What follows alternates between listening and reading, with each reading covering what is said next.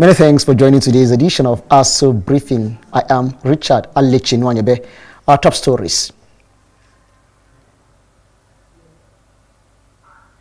President Tinubu renews hope for FCT satellite towns, says era of neglecting suburbs over. Abuja hosts Africa's first international Improve and Playback Theatre Festival. Minister of Works Dave Umahi calls on cement manufacturers to reduce price of commodity. You're watching Aso Briefing. Don't forget that you can watch us live on DSTV channel 392, StarTimes TV channel 127, and on Free TV. Look us up on channel 507. On the UHF band, you can find us on channel 38. This news is also streaming live on our Facebook and YouTube channels simultaneously. Now we go ahead with details of all our stories. President Bola Tinubu on Monday declared that the era of neglecting suburbs of the Federal Capital Territory was over under his government's Renewed Hope agenda. According to him, the Renewed Hope agenda is his administration's sacred covenant with the Nigerian people. The president recalled that he had promised that governance would no longer be a theoretical exercise confined to the boardrooms of city centers, while residents in the periphery thirsted for basic amenities. Speaking in Kurudu, Abuja, when he officially inaugurated the massive water supply network linking Karo, Orozo, Jukwe, Kurudu, and other adjoining satellite towns, President Tinubu, who was represented by Vice President Kashim Shettima, said he promised a covenant that listens, a government that plans, and crucially, a government that delivers. He expressed a deep sense of fulfillment and gratitude to God, stating that the massive water supply network is a fulfillment of that promise. The Federal Capital Territory Administration has reaffirmed its commitment to using the creative arts as a tool for social transformation, inclusion, and community development. This comes as Abuja hosted Africa's first ever international Improve and Playback Theatre Festival, bringing together artists, educators, development practitioners, and cultural advocates from across the continent and beyond. Our correspondent, Usman Katun Umar, tells us more. Abuja has become the center of global creative engagement as artists, educators, humanitarian actors, and development practitioners gather for the maiden International Improve and Playback Theatre Festival in Africa. The week-long festival, the first of its kind on the continent, is exploring the use of improvisation and participatory theatre as tools for healing, social justice, mental well-being, community resilience, and dialogue. Speaking at the opening ceremony, the Mandate Secretary of the FCT Social Development Secretariat, Madam Ibrahim Aminu, who was represented by Mrs. Nonye Obi, Director of Finance and Account, described the gathering as a celebration of creativity and human connection. As participants engage in workshops, performances, and meaningful exchanges over the coming days, I encourage you to embrace collaboration, share innovative ideas, and develop lasting partnerships that will extend far beyond this festival, together we can harness creativity as a catalyst for positive social transformation. The Mandate Secretary also reaffirmed the commitment of the FCT administration to programs that empower vulnerable groups, strengthen families, promote gender equality, and support persons with disabilities. Also speaking, the Director General of the National Council for Arts and Culture, Obi Asika, said the creative industry remains a critical sector for economic growth and national development.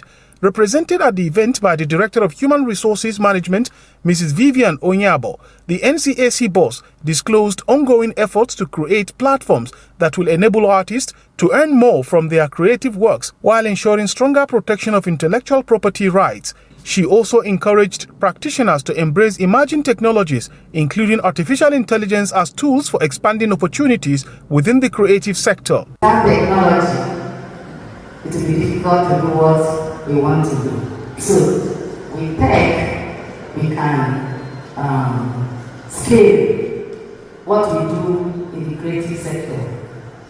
We all know about AI these days.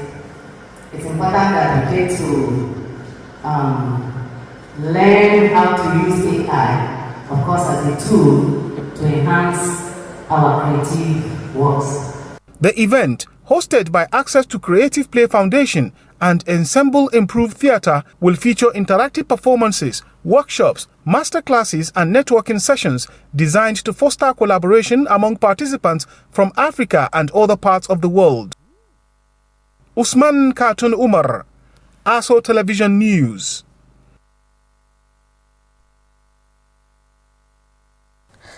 The chairman of Kwali Area Council, Mr. Nuhu Dino Kwali, has led a team on an inspection tour of the Lambata Health Clinic to assess the level of work on the ongoing rehabilitation and completion of the facility.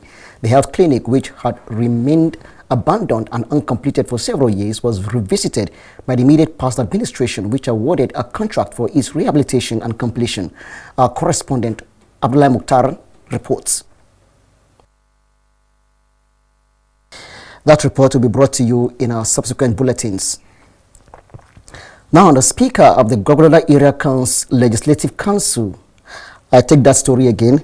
The Speaker of the Gwagwalada Area Council Legislative Arm, Honorable Adamu Ishaku Kangiwa, has called on members of the legislature to remain united in the interest of the rapid development of the council. Honorable Kangiwa made the call while speaking with newsmen shortly after the inauguration of the council's legislative arm at the legislative chambers. Our correspondent Abdullah Mukhtar again tells us more.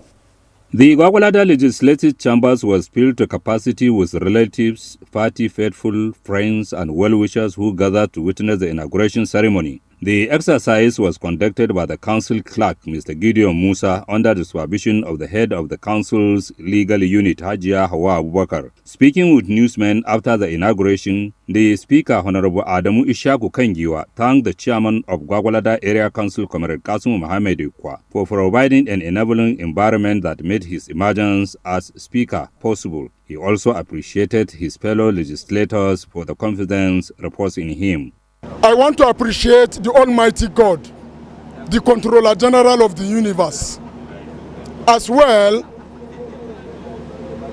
Honorable Comrade Alhaji Muhammad Kasim, the Executive Chairman of Gwagwalada Area Council, for working out the necessary modalities to ensure that the election of the principal officers of Gwagwalada Area Council to be done within the stage of peace and harmony.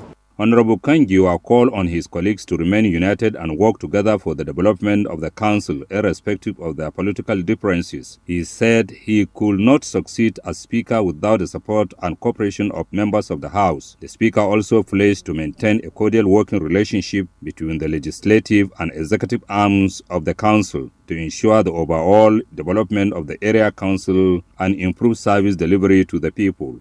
We all know that in a group like this or in a society like this, there are so many requirements or need by our people. I will ensure that there is smooth move on education, health, agriculture, road networking, environmental sustainability and security. With the inauguration of the legislative arm, the Gwagwalada Area Council is now fully constituted, paving the way for the new administration to commence full legislative and governance activities. Abdullahi Mukhtar, Aso Television News. Now, when Aso Briefing returns, we have more stories for you on business and others. Don't go away.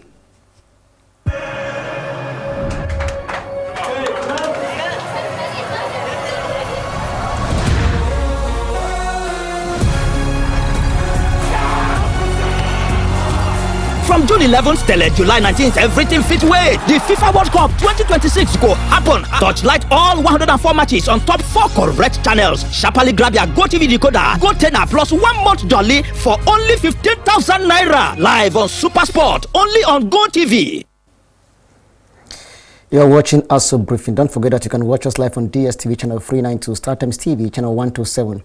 And on Free TV, look us up on channel 507. On the UHF band, you can find us on channel 38.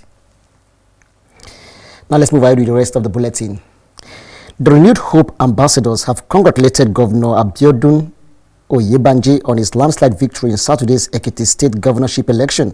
They also congratulated the Southwest Zonal Coordinator of the Renewed Hope Ambassadors, who is also the chairman of the Nigerian Ports Authority, Chief Dayo Adeyeye, the Ekiti State Coordinator, and 16 local government coordinators on this victory. A statement signed by the Senior Assistant to the President on Media and Publicity, Mr. Tunde Rahman, said the members of the Renewed Hope Ambassadors applauded the people of Ekiti State for a peaceful, transparent, and well-attended poll. He said the Renewed Hope Ambassadors commended President Bola Tinubu, whose bold reforms and policies created the enabling environment for victory at the polls. They also congratulated the Director General of the Renewed Hope Ambassadors, Imo State Governor Hope Uzodinma, the Deputy Director General Governor Obasani of Kaduna State, the Secretary Governor Muhammad Inuwa Yahaya of Gombe, and other governors for their relentless efforts towards the victory of the All Progressives Congress in the election. They assured APC that they would work hard for the victory of the APC candidate in the Osun governorship election on August the 15th.